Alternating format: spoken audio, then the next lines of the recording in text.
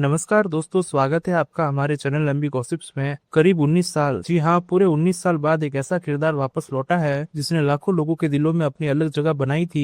इमरान हाशमी एक बार फिर शिवम पंडित बनकर लौट रहे हैं आवारापन 2 के साथ। और आवारापन 2 का 1 मिनट 45 सेकंड का टीजर आखिरकार रिलीज हो चुका है। लेकिन सवाल ये है, क्या ये टीजर सिर्फ पुरानी यादों का सहारा लेता है या फिर सच में फिल्म के लिए एक्साइटमेंट बढ़ाने में कामयाब होता है? क्या ये सीक्वल 19 साल पुरानी लेगेसी को आगे बढ़ाने की ताकत रखता है? चलिए बिना किसी देरी के इस टीजर का करते हैं रिव्यू। सबसे पहले अगर ओवरऑल फर्स्ट इंप्रेशन की बात की जाए तो टीजर देखने के बाद जो पहला एहसास होता है वो है प्योर नॉस्टैल्जिया। जैसे टीजर शुरू होता है आपको महसूस हो जाता है कि मेकर्स ने सिर्फ एक नया सीक्वल बनाने की कोशिश नहीं की बल्कि आवारापन की आत्मा को बरकरार रखने की कोशिश की है। टीजर देखने के बाद मन में एक और सवाल पैदा होता है कि आखिर अब शिवम पंडित की कहानी किस दिशा में आगे बढ़ने वाली है। यही टीजर की सबसे बड़ी खासियत है कि यह बहुत कुछ छिपा कर रखता है और दर्शकों की जिज्ञासा को बढ़ाता है। शुरुआत से ही टीजर अपना मूड सेट कर देता है। बैकग्राउंड में इमरान हाशमी की आवाज सुनाई देती है जहां वो कहते हैं कि कुछ लोगों की कहानियां उनकी मर्जी से खत्म नहीं होती, उनकी कहानी किसी और के लिए लिखी जाती है। और सच कहे तो ये डायलॉग सुनते ही पुराने आवारापन की यादें ताजा हो जाती है। यही वो इमोशनल टोन है जिसने पहले पार्ट को इतना खास बनाया था। यहाँ भी वही एहसास देखने को मिलता है। अब बात करते हैं टीजर की सबसे बड़ी ताकत यानी इमरान हाशमी की। भले ही आवारापन को रिलीज हुए लगभग 19 साल हो चुके हो, लेकिन शिवम पंडित के रूप में उनकी स्क्रीन प्रेजेंस आज भी उतनी ही दमदार महसूस होती है।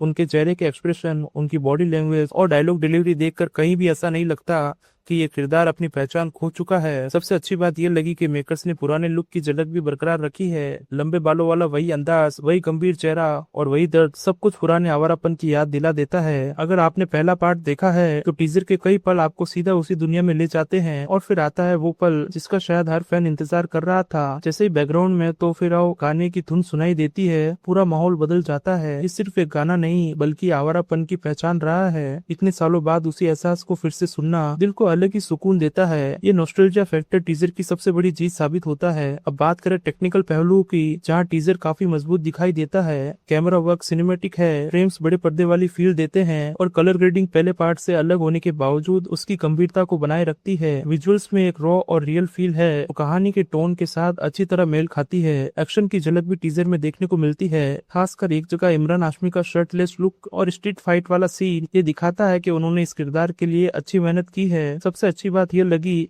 कि एक्शन जरूरत से ज्यादा ओवर द टॉप नहीं लगता बल्कि कहानी के माहौल के अनुसार काफी रियलिस्टिक महसूस होता है। अब अगर कहानी की बात करें तो टीजर की सबसे अच्छी बात यही है कि ये ज्यादा कुछ बताने की कोशिश नहीं करता।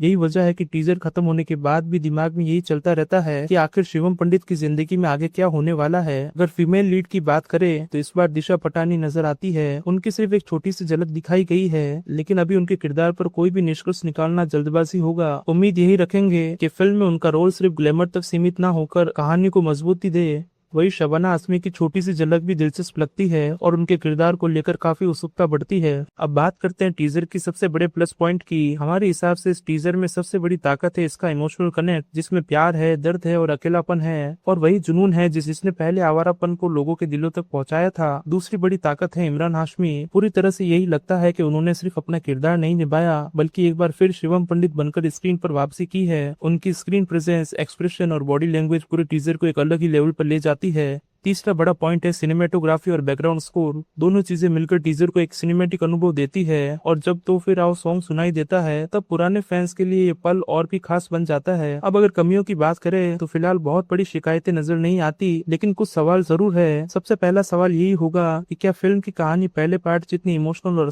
असरदार साबित होगी, क्योंकि किसी भी सीक्वल की सबसे बड़ी चुनौती उसकी लेगेसी होती है। दूसरी बात, दिशा पटानी के किरदार को टीजर में बहुत कम दिखाया गया है, इसलिए अभी ये देखना बाकी है कि उनका रोल कहानी में कितना प्रभाव छोड़ता है। और तीसरा सबसे बड़ा सवाल डायरेक्टर नितिन कक्कड़ के सामने होगा। आवारापन फिल्म एक कल्ट स्टेटस रखने वाली फिल्म है और इस फिल्म के सीक्वल को संभालना आसान काम नहीं है, इसलिए असली परीक्षा पूरी फिल्म रिलीज होने के बाद ही होगी। बॉक्स ऑफिस की बात करें तो फिल्म के सामने भी अच्छी चुनौती रहने वाली है। इमरान हाशमी की पिछली कुछ फिल्में उम्मीदों के मुताबिक प्रदर्शन नहीं कर पाई है, इसीलिए इस फिल्म को दर्शकों का भरपूर समर्थन चाहिए होगा। हालांकि आज के समय में अगर किसी भी सीक्वल में अच्छी कहानी और मजबूत इमोशन हो तो दर्शक उसे जरूर उसे स्वीकारते हैं। इसके अलावा 14 अगस्त को इस फिल्म का सीधा मुकाबला होगा सनी देओल की बंटवारा 1947 से। ये क्लैश निश्चित रूप से दिलचस्प रहेगा क्योंकि दोनों फिल्मों का अपना अलग अलग दर्शक वर्ग है। आखिर जीत उसी फिल्म की होगी जो रिलीज के बाद दर्शकों का दिल जीतने में सफल रहेगी। अगर अपने फाइनल वर्डिक्ट की बात करें तो आवारापन 2 का टीजर काफी पसंद आया है और ये सिर्फ पुरानी यादों का सहारा नहीं लेता बल्कि आगे की कहानी को लेकर उत्सुकता भी पैदा करता है। इमरान हाशमी की वापसी दमदार लगती है, विजुअल शानदार है, बैकग्राउंड स्कोर अपना असर छोड़ता है और सबसे बड़ी बात यह कि टीजर देखने के बाद ट्रेलर का इंतजार और भी बढ़ चुका है। अगर ये पूरी फिल्म इसी इमोशन, इसी ऑनेस्टी और इसी क्वालिटी को बनाए रखती है तो आवारापन 2 इमरान हाशमी के करियर की एक मजबूत वापसी साबित हो सकती है। आपको आवारापन 2 का टीजर कैसा लगा? आप अपनी राय कमेंट में जरूर से बताइएगा। अगर आपको वीडियो पसंद आया हो तो लाइक कीजिए। अगर आप चैनल पर नए हैं तो सब्सक्राइब जरूर से कीजिएगा। आपका हमारा वीडियो अंत तक देखने के लिए बहुत बहुत धन्यवाद।